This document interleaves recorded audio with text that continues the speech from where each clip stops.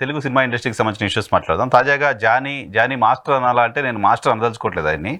Johnny అనే ఒక choreographer ఒక యువతిని వేధించారు అనే కంప్లైంట్ మీద అరెస్ట్ అయ్యారు. సో పోలీసులు ప్రాథమిక నిర్ధారణలో ఆయన ఏదో తప్పు చేశాడని నిర్ధారించిన తర్వాత ఎఫ్ఐఆర్ చేసి అరెస్ట్ చేశారు.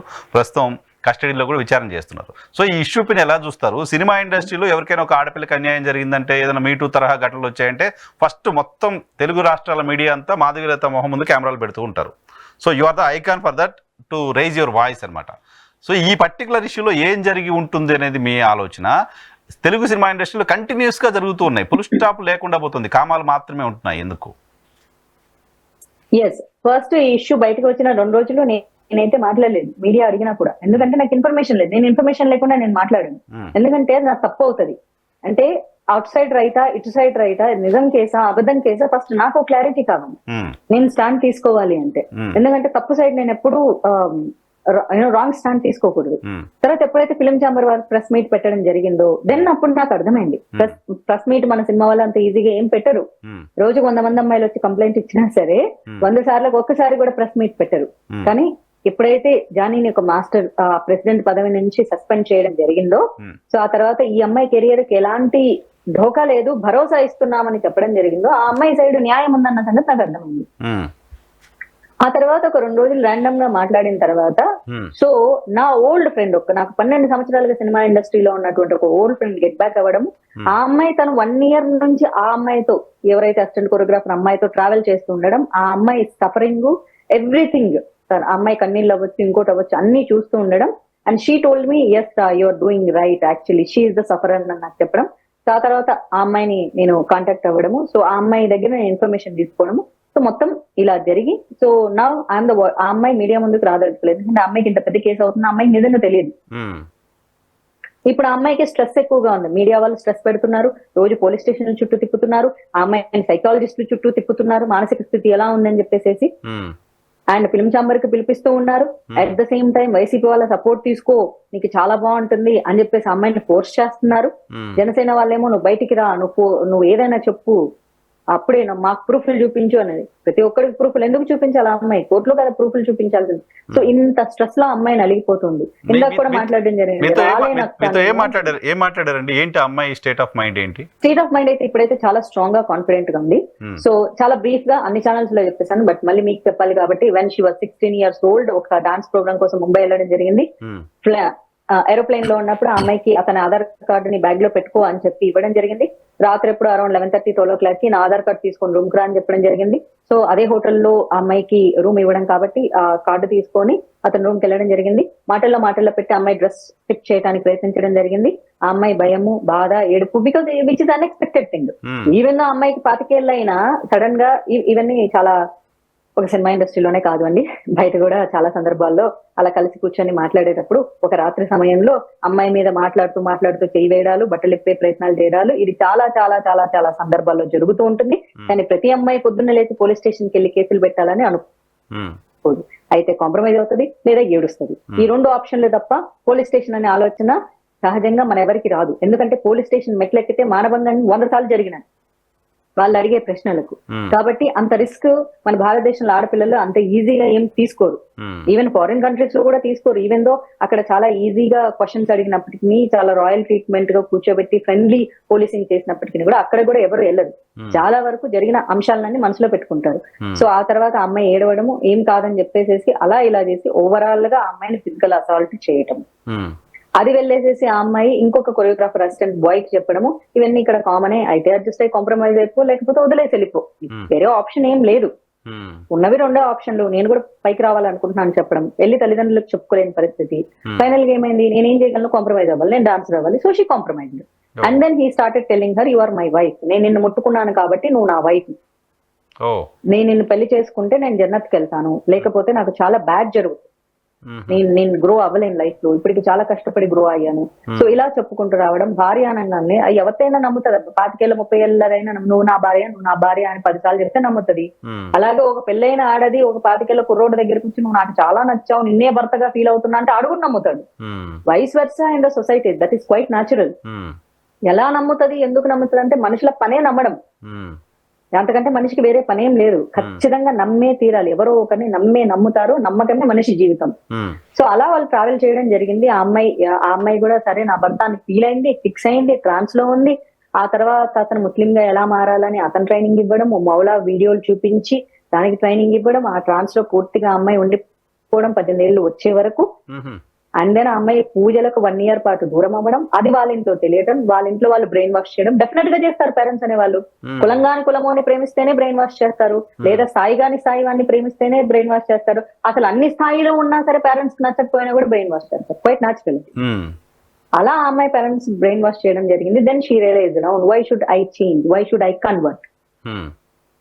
పెళ్ళైన తర్వాత ఏంటి లైఫ్ అని అడిగితే పెళ్ళవ్వాలి, పిల్లలు కనాలి, ఇదంతా ఉందంట ప్రాసెస్. దెన్ నేను ఎప్పుడు కొరియోగ్రాఫర్ అవుతానన్న క్వశ్చన్ మార్క్ ఆ అమ్మాయికి ఆఫ్టర్ 18 రైజ్ అయింది. బట్ స్టిల్ ఈ పెళ్లి కాన్సెప్ట్ అంతా వదిలే మాస్టర్, పని చేసుకుంటానని చెప్పేసి లాస్ట్ ఇయర్ వరకు అతనితోనే పనిచేసింది. అన్డప్టెడ్లీ అతనితోనే పనిచేసింది. ఎన్ని గొడవలు అవుతున్నప్పటికీ కూడా పని అతని దగ్గర వదిలేసి వెళ్ళిపోలేదు. ఇప్పటికీ కూడా అతను ఏమీ హెరాస్ చేయకపోతే అతని దగ్గర పని చేయడానికి ఆ అమ్మాయికి ఎలాంటి సమస్య లేదు. ఈ పెళ్లి మతం మార్చటము వదిలేసేస్తే ఆ అమ్మాయికి పని ఇస్తే చేయటానికి ఏ అబ్జెక్షన్ లేదు. అలా అమ్మాయికి పెళ్లికి ఒప్పుకోని క్రమంలో డాన్స్ ఫ్లోర్ లో కొట్టి, డాన్స్ మిర్రర్స్ ఉంటాయి కదా, దానికేసి ఇట్లా పట్టుకొని ఇట్లా వేసి కొట్టేవాడట. షీ టోల్డ్ మీ. ఈ నేచర్ సహజంగా యాంగర్ ఎక్కువగా ఉన్న వాళ్ళకి ఉంటదండి. ఇది ఒక జానీకనే కాదు, చాలా మంది మనుషులకి కూడా యాంగర్ ఎక్కువగా ఉన్న వాళ్ళకి చెయ్యి లేపే అలవాటు ఉంటుంది సహజంగా కూడా. ఆ తర్వాత అమ్మాయి ఏదో క్రాక్ షూటింగ్ సెట్ లో కూడా ఒకసారి చిన్న చిన్న కంకర్రాల గ్లాస్ పెంకులు లాంటివి ఏవో ఉంటే ఆ సెట్ లో ఆ అమ్మాయిని డాన్స్ చేయించడం జరిగిందంట. ఆ రోజు గొడవ అయ్యి ఆ అమ్మాయి కాలు వాచిపోయిన ఫోటోలు ఇప్పటికీ ఉన్నాయి. కాళ్ళు ఇలా వాచిపోయినాయి. ఒక అసిస్టెంట్ కొరియోగ్రాఫర్ ని వాటి మీద డాన్స్ చేయాల్సిన అవసరం ఏముంది మనసులో ఏ కక్ష లేకపోతే. దానికి సంబంధించిన ప్రూఫ్లు అమ్మాయి దగ్గర ఉన్నాయి. వారం రోజులు అమ్మాయి డాన్స్ చేయలేకపోయింది కాళ్ళు వాచి. అది పూర్తిగా అమ్మాయి మీద కోపం. పెళ్లికి ఒప్పుకోవాలి, ఎలా అయినా ఒప్పుకోవాలి. సో ఇలా జరుగుతున్న క్రమంలో తర్వాత అమ్మాయికి వర్క్ దూరం అవ్వడం మొదలైంది. మాస్టర్ కి మళ్ళీ ఫోన్ చేసి, మాస్టర్ నాకు వర్క్ కావాలని అడగటము, ఉందమ్మా 3 రోజుల తర్వాత ఉంటుందనడం. ఆ రేపు అనే రోజు రాగానే ఈ రోజు ఎవడు ఫోన్ లేదంట అమ్మాయికి. ఇండస్ట్రీలో ఉన్న ప్రతి పెద్ద కొరియోగ్రాఫర్ అడుగుకుంటే నువ్వు ఆల్రెడీ జానీ దగ్గర చేస్తున్నావు కదా, మేము ఎలా ఇస్తాం. చాలా సహజమైన అంశం. మిగతా దగ్గర ఎక్కడ అవకాశం లేకుండా చేస్తున్నారు. అది క్వైట్ న్యాచురల్. ఎందుకంటే ఒకళ్ళ దగ్గర అసిస్టెంట్ గా చేస్తున్నప్పుడు ఇంకొకళ్ళు తీసుకోరు అమ్మాయిని, డెఫినెట్ గా తీసుకోరు. అది ఇండస్ట్రీలో అంటే బయట కూడా నువ్వు పలానా కంపెనీలో చేస్తున్నావు కదా, ఎందుకు ఇస్తున్నావు ఇక్కడికని అడుగుతాను. చాలా సహజమైనటువంటి అంశం ఆ అమ్మాయికి జరిగింది. అక్కడ రాలేదు. ఇప్పుడు ఎందుకు ఆ అమ్మాయి ఇప్పుడు బయటకు వచ్చిందంటే తనకు వర్క్ దొరకట్లేదు. వర్క్ దొరకని కారణంగా పైగా వాళ్ళ ఆవిడ వచ్చి ఈ అమ్మాయిని ఇంటికి వచ్చి కొట్టిందట. ఒకసారి జానీ ఎప్పుడో మేబీ లాస్ట్ ఇయర్ ఆ తలుపులు పగలకొట్టి ఇంట్లోకి వచ్చి ఈ అమ్మాయిని కొట్టాడట.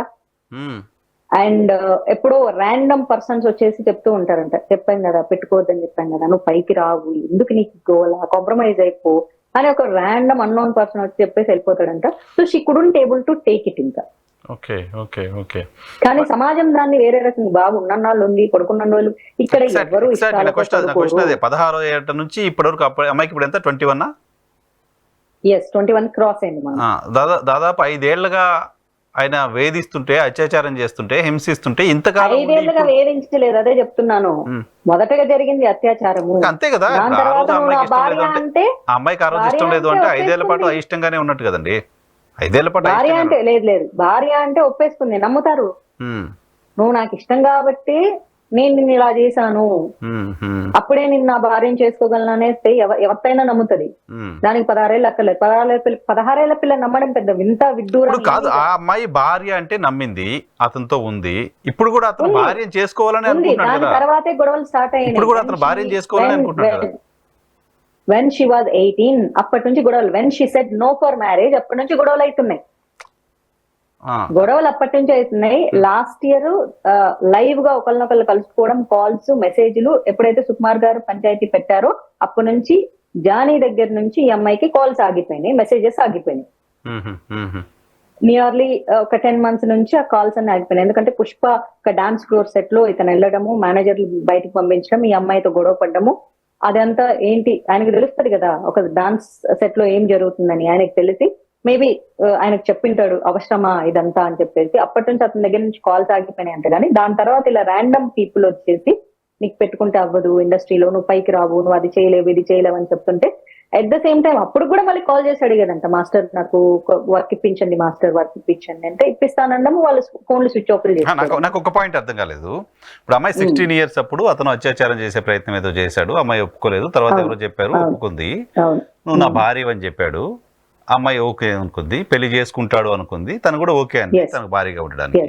సో ఈ రోజు కూడా జానీ అనే వ్యక్తి ఆమెను పెళ్లి చేసుకోవడానికి రెడీగా ఉన్నాడు కదా, ఇప్పుడు ఎందుకు ఆమె అతను వద్దు అనుకుంటుంది? Why should I change my religion అక్క? This is her question. Why should I change my religion? ఎందుకు మతం మారాలి? నేను ఎందుకు మతం మారాలి? ఆ అమ్మాయిని ఖచ్చితంగా మతం మారి పెళ్లి చేసుకోవాలి. అతని సైడ్ నేనేం తప్పు అనట్లేదు, నేను హిందువుల సైడ్ అంటున్నాను. అందుకే ఈ అమ్మాయికి స్ట్రాంగ్ గా నిలబడ్డా.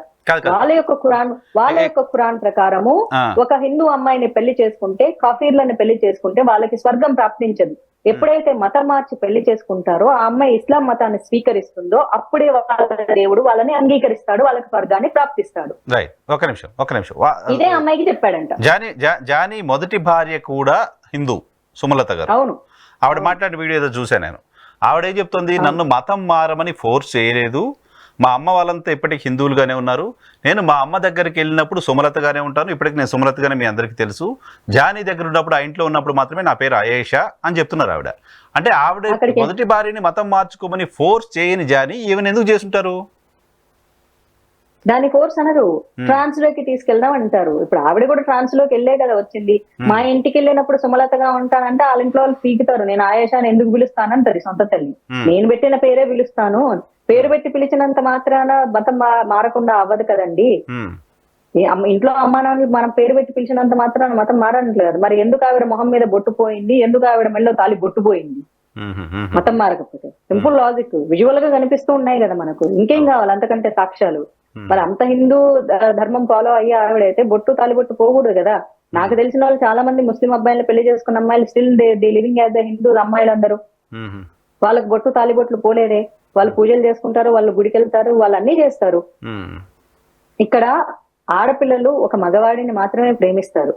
ఒక చిన్న అలవాటునే మనం మార్చుకోవడానికి చాలా కష్టపడుతూ ఉంటాము. ఏ అలవాటైనా అవ్వచ్చు, అది తిండి అవ్వచ్చు, మనకు నచ్చిన కూర అవ్వచ్చు, లేకపోతే కాఫీ అవ్వచ్చు, టీ అవ్వచ్చు, మార్చుకోవడానికి మనకి చాలా కష్టం. కానీ ఇష్టపడిన అబ్బాయి కోసం చాలా మంది అమ్మాయిలు వాళ్ళు స్వీట్ గా ట్రై చేస్తారు. కాఫీ తాగొచ్చు కదా, ట్రై చేస్తేనే కదా తెలుస్తుంది, నాకు కాఫీ ఇష్టం కదా అంటే వా ప్రేమతో చెప్తున్నాడు వాడు అనుకుంటారు. కానీ బలవంతంగా మనకు చొప్పిస్తున్నాడు అన్న సంగతి మనకు తెలియదు కదా. ఈ మతం కూడా అలాంటిదే, ఇలా చేసుకుంటే బాగుంటది, నాకు చాలా బాగుంటది, నాకు స్వర్గం వస్తది, నాకు లేదంటే చాలా చెడు జరుగుతుంది, అది కాదమ్మా అని చెప్తే నా మీద ప్రేమతోనే చెప్తున్నాడు అనుకుంటుంది. కానీ దాన్ని బలవంతం అని ఎందుకు అంటారు? ఇలాంటి వాటి మీదే సినిమాలు చేశారు, ఇలాంటి వాటి మీదే కేరళ ఫైల్ సినిమా చూస్తే తెలుస్తుంది, ఇలాంటి దాని మీదే ట్రాన్స్ అనే సినిమా చూస్తే తెలుస్తుంది. అక్కడెక్కడ బలవంతం చేసినట్లు ఉండదు.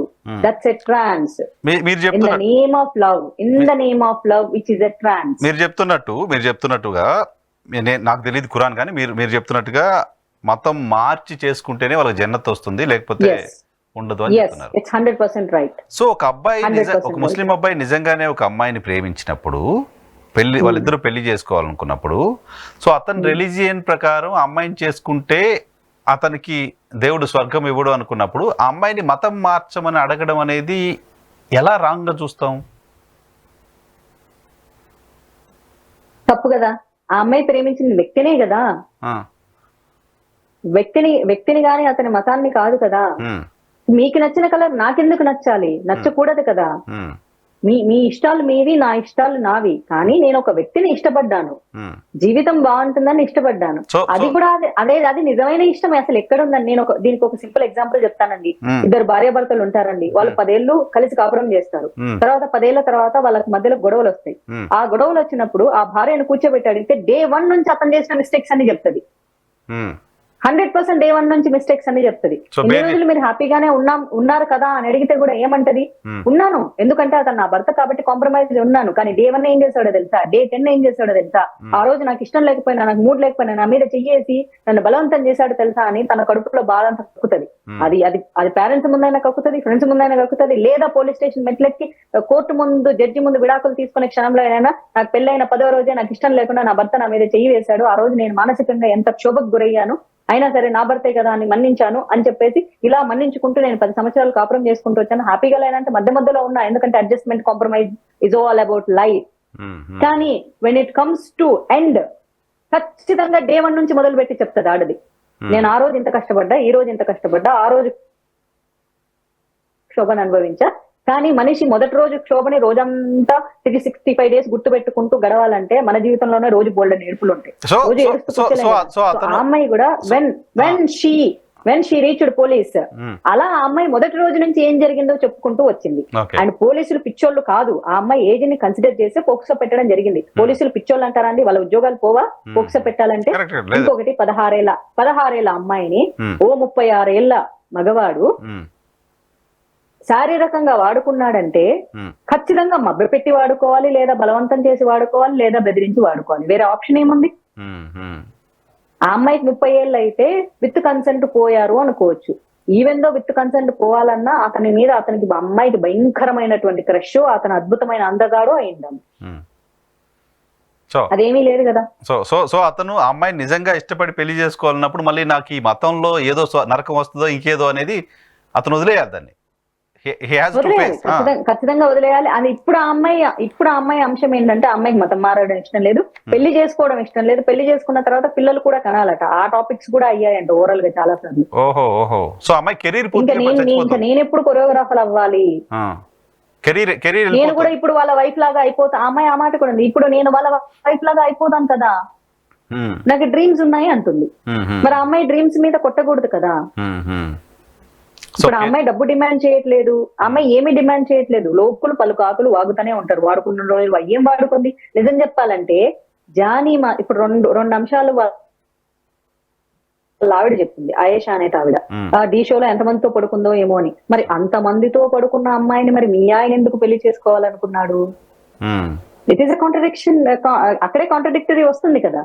అంత మందితో పడుకున్న అమ్మాయిని మరి మీ ఆయన ఎందుకు పెళ్లి చేసుకోవాలనుకున్నాడు? When she is bad. ఆ అమ్మాయి మాయమాటలు చెప్పింది. ఓ 16 ఏళ్ల అమ్మాయి, 17 ఏళ్ల అమ్మాయి వచ్చి మాయమాటలు చెప్తే ఓ 36 ఏళ్ల మనిషి నమ్మేశాడు అమాయకంగా. మనం నమ్మాలి. పాయింట్ నెంబర్ 2, ఆ అమ్మాయి ఈ రోజు స్టార్ కొరియోగ్రాఫర్ అయ్యింది, బోల్డ్ అని డబ్బులు సంపాదించేసి చాలా అవకాశాలు వెనకేసుకొని బోల్డ్ అంత మంది హీరోల్ని వెనకాల పెట్టుకొని ఏమన్నా జరిగి ఉంటే ఈ రోజు జానీని వదిలేస్తే దట్ ఈస్ లాజిక్. ఆ అమ్మాయి పేరు ఈ రోజు కేసు పెట్టే వరకు ప్రపంచానికే తెలియదు అసలు ఆ అమ్మాయి ఏం సంపాదించిందని చెప్పేసి. నిజంగా జానీతో ఉంటేనే అమ్మాయి కెరియర్ కదా. అవును, జానీతో ఉంటేనే అతను చేసే ప్రతి సాంగ్ కి అమ్మాయి ఉంటుంది. కానీ జానీతో ఉంటే ప్రతినిత్యము ఈ పెళ్లి చేసుకో అనే గోల ఉంటుంది, అమ్మాయిని కొట్టడం అవుతుంది, అమ్మాయిని టార్చర్ పెట్టడం అవుతుంది. అట్ ద సేమ్ టైమ్ ఒకవేళ నేను పెళ్లి చేసుకోను అన్నందుకు, సరే ఈ రోజు అమ్మాయికి ఇష్టం లేదంటే వదిలేయాలి కదా. ఫోర్స్ చేయకూడదు కదా. వాళ్ళ వైఫ్ ఏమంటున్నారంటే, ఆ అమ్మాయికి నచ్చింది అన్నన్ని రోజులు మా ఆయన ఇష్టపడాలి, ఈ రోజు ఆ అమ్మాయి వదిలేయంటే వదిలేయాలా అంట. వదిలేయాలి కదా మరి. When she says no which means no కదా. కరెక్ట్. భార్యని భర్తే అలా ఫోర్స్ చేయడానికి లేదు కదా. ఇంకా లేదు.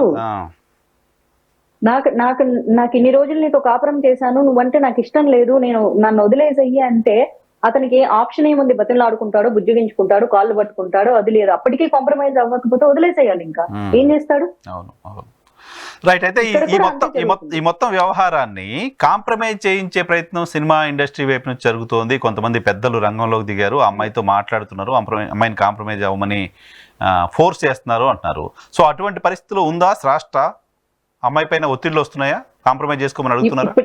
ఇప్పటికైతే రాలేదు. అదే వైసీపీ వాళ్ళకి సపోర్ట్ తీసుకో అని కొంతమంది అమ్మాయిని చెప్పడము, లేకపోతే జనసేన వాళ్ళకు నువ్వు ప్రూఫ్లు సబ్మిట్ చేయాలని చెప్పడము, ఇలా పార్టీలను తీసుకొచ్చి అమ్మాయిని నాకు కూడా అనిపిస్తుంది, నువ్వు ఒక్కదానివే ధైర్యంగా ఉండాలి, మేము అంతకంటే ఏం చేయలేము, నీ వాయిస్ నేను అవ్వగలను తప్ప ధైర్యంగా నిలబడాల్సింది నువ్వు. కేసు విత్డ్రా చేసుకోకుండా సాక్ష్యాలు జాగ్రత్తగా పెట్టుకోవాల్సింది నువ్వు. మూడు నాలుగు కాపీలు తీసి సాక్ష్యాలు దాచుకోవాల్సింది నువ్వు. ఎందుకంటే ఎవడొస్తాడో ఎవడు కొడతాడో ఎవడెత్తుకుపోతాడో. ఇప్పుడైతే వాళ్ళ అమ్మ నాన్నలు ఉన్నారు, వాళ్ళ అమ్మ నాన్నలు వచ్చారు హైదరాబాద్ కి. కానీ సేఫ్టీ ఏంటి, సెక్యూరిటీ ఏంటి? ఒక ఆడపిల్ల ధైర్యం చేసి ముందుకొస్తే సమాజం మొత్తం ఆ రోజు ఎందుకు కేసు పెట్టలేరు? ఇలా కేసులు పెట్టాలంటే సొంత పిల్లలే మ్యారిటల్ రేప్ కేసులు చాలా పెట్టాల్సి వస్తుంది. సో ఆడవాళ్ళందరూ పోలీస్ స్టేషన్లలో, మగాళ్ళందరూ జైల్లో మగ్గుతూ ఉంటారు. లేదా సినిమా ఇండస్ట్రీలో అయితే ఎవ్రీడే రేప్ కేసులే పెట్టాల్సి వస్తుంది. సినిమా ఇండస్ట్రీ వద్దులేండి, నా నోట్ నుంచి చెప్పించారు. అవునా? ప్రతిరోజు పూనం కౌర్ గారు మాట్లాడారు పవన్ కళ్యాణ్ గారి గురించి, త్రివిక్రమ్ గారి గురించి. త్రివిక్రమ్ పై నేను కంప్లైంట్ చేశాను. నేను కంప్లైంట్ చేసినప్పుడు మా వాళ్ళు రెస్పాండ్ అవ్వలేదు. ఆ రోజు వాళ్ళు రెస్పాండ్ అయ్యి చర్యలు తీసుకుంటే ఈరోజు రాష్ట్ర లాంటి అమ్మాయిలు ఇంతమంది వచ్చేవాళ్ళు కాదు కదా అనే క్వశ్చన్ రైజ్ చేస్తున్నారు. అలా ఏం లేదులేండి సార్, రాష్ట్ర లాంటి అమ్మాయిలు వచ్చేవాళ్ళు కదా అంటే అలా ఉండదు. ఇది మరీ బాగుంది. ఒక భర్త దుర్మార్గుడని జైల్లో పెట్టినంత మాత్రాన దుర్మార్గమైన భర్తలందరూ లేకుండా పోరు కదా సమాజంలో. కాదు, అసలు ఒక పనిష్మెంట్ ఉంటుంది అనేది అయితే ఉండాలి కదా. సినిమా ఇండస్ట్రీకి వస్తే అవకాశాలు అడిగితే టేక్ ఇట్ ఫర్ గ్రాంటెడ్ లాగా మీరు చెప్పింది చేయాలనే పరిస్థితి కాకుండా ఇలా బయటకు వచ్చి ఎవరైనా రెబల్ గా మారితే మనకు శిక్ష పడుతుందనే భయం అయితే అటువంటి వాళ్ళకు ఉండాలి కదా. అది ఉండదండి. ఇప్పుడు కూడా సి కళ్యాణ్ అనే ప్రొడ్యూసర్ వచ్చేసి అసలు ఇలాంటి అమ్మాయిల్ని సినిమా ఇండస్ట్రీ నుంచి బ్యాన్ చేసేసేయాలి, ఇలాంటి అవకాశాలు ఇవ్వకూడదు, వీళ్ళు ఇది చేయాలి అది చేయాలి. అందరి వాయిస్ అదే అండి. బయటకు వచ్చి నిజం మాట్లాడితే అందరి వాయిస్ అదే ఇండస్ట్రీలో. ఎందుకంటే ఒక ఆడపిల్ల అబ్బో మనకి ఏం చేసినా అణిగి మణిగి ఉండాలి, పడి ఉండాలి, నోరు మూసుకొని పని చేసుకొని వెళ్ళిపోతూ ఉండాలి.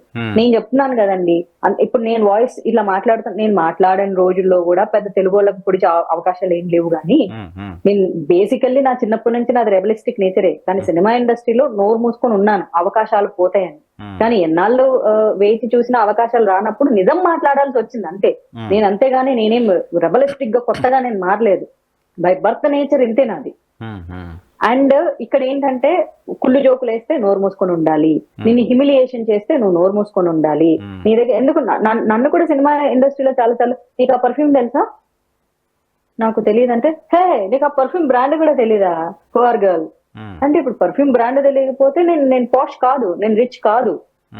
నేను కంపెనీ కార్ లో వస్తే ఒక్కో డైరెక్టర్ ఒక రోజు గుడ్ మార్నింగ్ చెప్పానంటే చెప్పారా కంపెనీ కార్ లో వచ్చారా అన్నాడు. అవునండి.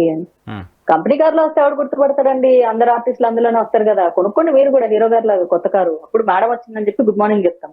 ఇవన్నీ మానసికంగా భలే బాధను కలిగిస్తూ ఉంటాయి యాక్చువల్లీ చెప్పాలంటే. అంటే ఎంత తక్కువగా చూస్తారో. ఇక్కడ ఏదైనా ఒక బ్రాండ్ వాడాలి, లేకపోతే ఒక లగ్జరీ మెయింటైన్ చేయాలి, వాళ్ళు కుళ్ళు జోకులు వేస్తే మనము hey what did you say అని చెప్పాలి.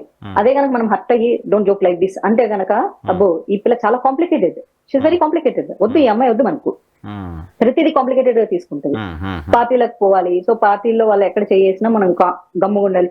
ఇవన్నీ రాంగ్ అని ఎవరైతే చెప్తారో వాళ్ళు రాంగ్. ఎప్పుడు ఇది ఒక్క సినిమా ఇండస్ట్రీలోనే కాదండి, ఇది బయట కూడా ఉంది. ఒక్క సినిమా ఇండస్ట్రీ మీదే నేనేం అనను, బయట కూడా సమాజంలో ఇదే జరుగుతుంది. సాఫ్ట్వేర్ ఇండస్ట్రీలో కూడా జరుగుతూనే ఉంటుంది.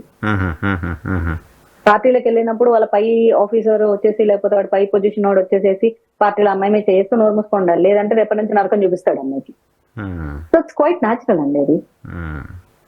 ఇక్కడ ఎప్పుడు వల్నరబుల్ గా ఆడదే ఉంటుంది. కాకపోతే ఆడది నోరెత్తకూడదు. నోరెత్తితే మొత్తం సమాజం ఏమంటది? సమాజం ఆ రోజే నోరెత్తాలి కదా అంటది. ఏదో ఒక రోజు నోరెత్తారు కదరా బాబు, పిల్లిని రూమ్ లో పెట్టి కొడితేనే పులవుతుంది. భరించి సహించి ప్రతిరోజు పోలీస్ స్టేషన్ మెట్లెక్కుకుంటూ సమయం వృధా. సేఫ్టీ లేదు, సెక్యూరిటీ లేదు. పోలీసులు ప్రతిసారి మనల్ని వాళ్ళకి నచ్చినప్పుడల్లా పిలుస్తారు, బోల్డ్ అని క్వశ్చన్ వేస్తారు. ఒక్కసారి శారీరకంగా మానభంగం జరిగితే 100 సార్లు మానసికంగా మానభంగం జరిగేలా చేస్తాను. వీటన్నింటిని భరించుకోగలగాలి కదా. దానికి మానసిక శక్తి ఎన్ని కావాలి? వాళ్ళు అడిగే ఒక్కొక్క ప్రశ్న వారం 10 రోజులు ఆడపిల్లకి నిద్రపట్టనివ్వదు. పోలీస్ స్టేషన్ చుట్టూ తిరగలేదు కదా, కొత్త అట్మాస్ఫియర్, కొత్త ఇది స్టేషన్ దగ్గరికి వెళ్ళడం, కొత్త వ్యక్తులతో మాట్లాడడం, ఇదంతా. నాకు మొన్న మా ఇంట్లో దొంగతనం జరిగితే పనమ్మాయి అండి 4 సార్లు పోలీస్ స్టేషన్కి వెళ్తే నాకే అనీజీగా ఉండింది. అవును, వచ్చిందా మీ బంగారం దొరికిందా? నాకు కూడా చెప్పారు. దొరకడం అంటే సగం రికవరీ చేశారు అంతే. దానికి మళ్ళీ కోర్టుకు వెళ్లాల్సి వచ్చింది 2 సార్లు. దానికే నాకు ఏదో లాంటి ఒక చిరాకు. ఎవరు రెస్పాండ్ అవ్వరు ప్రాపర్ గా. సో నోరెత్తిన వాళ్ళు మాత్రమే బాధితులు కాదు, నోరెత్తకుండా మౌనంగా రోధిస్తూ బాధితులుగా ఉన్న వాళ్ళు సినిమా ఇండస్ట్రీలో ఉన్నారు. అయ్యో ప్రతినిత్యం ఉంటారండి. నోరెత్తిన వాళ్ళు మీలాగా అవకాశాలు లేకుండా లేకపోతే దూరంగానే ఉన్నారు. 100% అసలు ఆ విషయంలో డౌట్ లేదు. నిన్న మొన్న ఎవరో ఒకళ్ళు ఎగురుకుంటూ వచ్చేసి ఒక వీడియో చేశారు.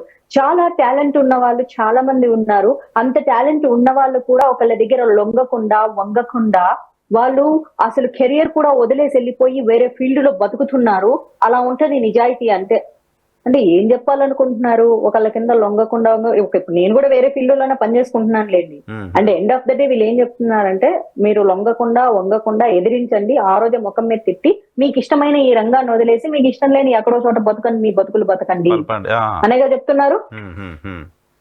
ఇఫ్ యు ఆర్ ఓకే ఉంటారు ఇక్కడ, if you are not okay అంతే, వెళ్ళిపోండి. నాట్ ఓకే మీరు కాంప్రమైజ్ అవ్వలేదా బయటకు వెళ్ళిపోయి బతకండి. చేయడానికి చాలా పనులు ఉంటాయి, డెఫినెట్ గా ఉంటాయి. కానీ ఆ చేసే పనులు సాటిస్ఫాక్షన్ ఎంత మందికి ఉంటుందండి? ఈ రోజు 100 మంది మగాళ్ళని కూర్చోబెట్టి మీకు చేసే జాబ్ సాటిస్ఫాక్షన్ ఉందా అంటే 90 మగాళ్ళు లేదనే చెప్తారు. అవును, మేము ఏదో అవ్వాలనుకున్నాం కానీ ఏదో చేస్తున్నాం బతుకు తెరువు కానీ. అలా డిస్సాటిస్ఫాక్షన్ గా మనం బతుకుతూ ఉంటాము. అలా ఎందుకు? మనకు నచ్చిన రంగంలో మనం చాలా మంది ఈజీగానే ఇస్తారు. సినిమా రంగమే ఎందుకు? నాకు ఇష్టం అయ్యా, ఇది నాకు ఇష్టం. మరి ఇక్కడ ఇష్టమైనప్పుడు నోరు మూసుకొని ఉండాలి. నోరు ఎందుకు ఎత్తుతారు? అరే ఎవరైనా ఎన్నాళ్ళు నోరు మూసుకుంటారు ఒక స్థాయి వచ్చి. ఇప్పుడు ఇలియానా లాంటిది టాలీవుడ్ లో చేసిన రోజులు చేసి బాలీవుడ్, మళ్ళీ ఆ అమ్మాయిని కూడా అన్నాను టాలీవుడ్ లో చేసిన రోజులు చేసి బాలీవుడ్ వెళ్ళంగానే టాలీవుడ్ గురించి తప్పుగా మాట్లాడతామంటే ఇక్కడ ఆ అమ్మాయికి ఎదురైన సంఘటనల గురించి ఒక అవకాశం వచ్చింది చెప్పుకుంది. ఇప్పుడు అందరూ మాట్లాడుతారు. కేరళ ఇష్యూలో చాలా పెద్ద పెద్ద హీరోయిన్స్, పెద్ద వాళ్ళు అందరూ మాట్లాడుతున్నారు కదా. హేమ కమిటీ ఇష్యూ వచ్చినప్పుడు చెప్పుకుంటారు, లేదా ఇంకా ఈ ఇండస్ట్రీ జోలికి నేను రాననుకున్నప్పుడు అక్కడ చేదు నిజాలు సందర్భం వచ్చినప్పుడు మాట్లాడుకుంటారు. చాలా ఉంటాయండి, చాలా కష్టాలు ఉంటాయి, అన్నింటినీ భరించుకుంటారు. తెర మీద చాలా అందంగా వెలిగే వాళ్ళు పేరు డబ్బు ఇది ఉంది కదా చాలు అనుకుంటారు. కానీ ఆ తర్వాత వాళ్ళకి పడే స్కార్స్ అన్ని వాళ్ళకి మానసికంగా చాలా క్షోభకు గురి చేస్తాయి. అందుకే కొన్ని వాళ్ళు లవ్ రిలేషన్షిప్ లోకి వెళ్ళినప్పుడు వెరీ సెన్సిటివ్ అయిపోతారు. అది బ్రేక్ అయినప్పుడు సూసైడ్ లో చేసుకుంటారు. ఎందుకంటే అప్పటికే ఎన్నో తీసుకొని ఉంటారు. ఎన్ని దెబ్బలు తగిలితే గుండె అంత గట్టిగా అవుతుంది అంటారు, అవ్వదండి. గట్టిగా ఉన్నట్లు బయటికి నటిస్తారు కానీ దెబ్బ తగిలిన ప్రతిసారి ప్లాస్టర్ సిరేసి హార్ట్ డెలికేట్ అయిపోయి when it comes to love or marriage story వచ్చేసరికి బ్రోకెన్ అయిపోతారు వాళ్ళు ఒకేసారి. ఎన్నో దెబ్బలు తీసుకొని వచ్చాను ఇప్పుడు కూడా దెబ్బ తగిలిందని చెప్పేసి అలా బ్రోక్ అయ్యి సూసైడ్ చేసుకున్న వాళ్ళు కూడా ఉన్నారు కదా మన తెలుగు ఇండస్ట్రీ. అదే ఎగ్జాక్ట్లీ అదే చెప్తున్నాను. అది ఇంకా సెన్సిటివ్ హార్ట్ తట్టుకోలేదు. అండ్ బేసిక్ గా కూడా సినిమా ఆర్టిస్ట్, నాతో ఒక డైరెక్టర్ అన్నారండి, ఆయన మంచి డైరెక్టర్ ఉప్పల్ నారాయణరావు గారు అనమాట. నేను ఒక సీరియల్ చేస్తున్నప్పుడు ఆయన అక్కడ ఉండే డైరెక్షన్ చేశారు. ఆయన ఒక మాట అన్నాను, ఆర్టిస్టుల మీద అరవకూడదయ్యా, వాళ్ళు పసిపిల్లలు లాంటి వాళ్ళు. నవ్వమంటే నవ్వుతారు, ఏడవమంటే ఏడుస్తారు. వాళ్ళు చాలా డెలికేట్ గా ఉంటారు. వాళ్ళ ఎమోషన్స్ ని మనం చాలా నీట్ గా డీల్ చేయాలన్నారు. నాకు భలే నచ్చింది అది. అంతే ఇప్పుడు నేను సినిమా ఇండస్ట్రీలోకి రాకముందు ఇంతే రెబల్ గా ఉండేదాన్ని. సినిమా ఇండస్ట్రీలోకి వచ్చాక నేను సెన్సిటివ్ అయిపోయాను నాకు తెలియకుండా. ఆ సెన్సిటివ్ నేచర్ అలవడుతుంది అక్కడ వచ్చేసరికి. కానీ ఇలాంటివన్నీ ఆడపిల్లలకు ఏం పడినా లేచినా వాడుకున్నా ఏం చేసినా భరించగలిగే నేచర్ ఉన్నప్పుడు వాళ్ళు రాడ్ అయిపోతారు. అది భరించలేని వ్యక్తిత్వం ఉన్న వాళ్ళు ఒరిజినల్ గా ఉండిపోతారు. చాలా మంది సినిమా ఇండస్ట్రీ వదిలేసి వెళ్ళిపోయారు, ఊరికే సరదాగా వదిలేసి వెళ్ళిపోతారా? అలా మాట్లాడుకుంటే ఎంతమంది స్టార్ హీరోయిన్లు ఎంతమంది వెళ్ళిపోయారు. నేను లెక్క పెట్టుకుంటే 2 హిట్ సినిమాల తర్వాత కూడా వెళ్ళిపోయారు. ఎందుకు వెళ్ళిపోయారు? చాలా ప్యాషన్ తో వస్తారు కదా, చాలా ఇష్టంతో వస్తారు కదా, చిన్నప్పటి నుంచి కళ్ళగానే వస్తారు కదా. అటువంటి వాళ్ళు వదిలేసి వస్తున్నారంటే అంతకంటే ఎక్కువ పెయిన్ ఏదో చిన్నప్పటి నుంచి కళ్ళగానే కెరీర్ కంటే ఎక్కువ పెయిన్ ఏదో వాళ్ళకి ఇచ్చింది, దానికోసం వెళ్ళిపోతున్నారు. హిట్ సినిమాలు కొట్టేసి వెళ్ళిపోయిన వాళ్ళు కూడా ఎందుకు వెళ్ళిపోయారు అన్నది ఈ రోజు వరకు వాళ్ళు మళ్ళీ కంబ్యాక్ అయినా తిరిగి వచ్చినా ఎవరు మాట్లాడరు. మన్మధుడు సినిమాలో అశు అనే అమ్మాయి ఎందుకు వెళ్ళిపోయింది ఈ రోజు వరకు తెలియదు. మొన్న కంబ్యాక్ ఏదో ఒక ఇంటర్వ్యూ ఇస్తే ఆ అమ్మాయి ఏదో రీజన్లు చెప్తుంది, but they are not real reason. పెద్ద సినిమాలని కూడా వదిలేసి చాలా మంది వెళ్ళిపోతారు. ఆనాడు గజాల ఎందుకు సూసైడ్ చేసుకుంది? లవ్ స్టోరీ కింద కన్వర్ట్ చేశారు. No, it was not a love story. ఏ అబ్బాయి అయితే ఆ అమ్మాయి సూసైడ్ చేసుకున్నప్పుడు హాస్పిటల్ కి తీసుకెళ్లాడో ఆ అబ్బాయి యాక్టర్, ఆ అబ్బాయి ఒక ఫ్రెండ్ మాత్రమే అమ్మాయికి. అతని లవ్ స్టోరీ వల్లే ఇట్లా సూసైడ్ చేసుకుందని ఒక క్రియేట్ చేస్తారు. అతని వల్లే సూసైడ్ చేసుకుంటే అతనే ఎందుకు హాస్పిటల్ కి తీసుకెళ్తారు? వెనక చాలా పెయిన్ఫుల్ ఇన్సిడెంట్స్ ఉన్నాయి ఆ గజాల సూసైడ్ చేసుకోవడానికి. ఆ అమ్మాయి చేతగాక వెక్స్ అయిపోయి సూసైడ్ చేసుకుంది. అది చాలా కథలు ఉంటాయండి ఇక్కడ. మాట్లాడతాం మేడం, వీటిపైన కంటిన్యూస్ గా మాట్లాడుతుంటారు. ఒక భయం అయితే ఉండరు, కనీసం ఎవరో ఒకరు మాట్లాడతారు అనే ఆలోచన అయితే సినిమా ఇండస్ట్రీకి ఉండాలి. చాలా సందర్భాల్లో చాలా చాలా పెద్ద పెద్ద మాటలు మాట్లాడుతుంటారు, బట్ ఆ ఇండస్ట్రీలో ఉన్న ఈ డార్క్ అంటే అక్కడ బతకాలండి. ఇప్పుడు నేను ఆర్టిస్ట్ గా నేను బతకాలి అనుకున్నాను అనుకోండి, నేను ఖచ్చితంగా నోరిప్పను. నేనే చెప్తున్నాను కదా, అవును నిర్మోహమాటంగా చెప్తున్నా. ఇక్కడ నాకు ప్రొడ్యూసర్లు అవకాశాలు ఇవ్వాలి, డైరెక్టర్లు అవకాశాలు ఇవ్వాలి, హీరోలు అవకాశాలు ఇవ్వాలంటే నేను ఖచ్చితంగా నోరు విప్పను. ఎందుకంటే నోరు విప్పితే నాకు అవకాశాలు రావు.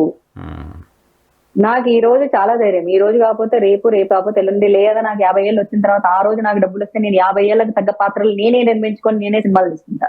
ఆ రోజు కూడా మరి నా మీద పగలు పెట్టుకొని నా సినిమా రిలీజ్ అవ్వకుండా చేస్తారేమో కూడా. మిమ్మల్ని ఎవడండి ఆపేది? మనల్ని ఎవరు ఆపేదని మీరు పవన్ కళ్యాణ్ బాటలో వెళ్ళండి, మంచి ఫ్యూచర్ ఉండాలని కోరుకున్నా. Thank you very much. ఈ పర్టికులర్ ఈ డార్క్ సీక్రెట్స్ బోలెడని ఆపే కథలు ఉంటాయి, బోలెడని ప్రొడ్యూసర్ కష్టాలు ఉంటాయి. అవన్నీ ఆ డార్క్ సీక్రెట్స్ అన్ని ఒకసారి స్పెషల్ గా మాట్లాడదాం మాధవీలత గారు. థ్యాంక్ యూ వెరీ మచ్ అండి. ఇది మాధవీలత గారితో స్పెషల్ రియాలిటీ చెక్. రేపటి షోలో మళ్ళీ కలుద్దాం. చూస్తున్నాం.